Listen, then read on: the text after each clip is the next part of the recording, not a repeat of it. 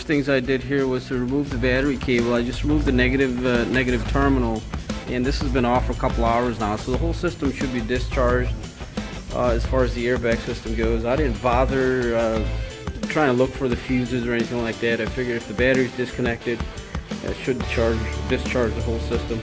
So taking out this seat, there's actually 4 bolts holding it. There's a cover down here once you pull that off, and I've loosened everything up. There's a bolt here, a 15mm bolt.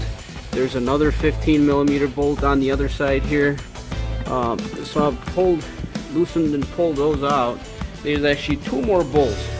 So I'm going to slide the seat forward here. If you go around to the seat,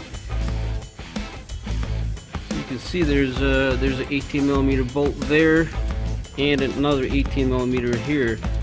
Once those are removed, you're able to lift the seat up. And now I've got all the bolts off the seat. There's 2 in the front, 2 in the back. Once you do that, you're able to tilt the seat back so you can disconnect the electrical connectors. This particular seat's a manual seat, so it doesn't have it's only got 2 connectors going to it. This yellow one's probably for the airbag, I'm assuming. There's another connector here.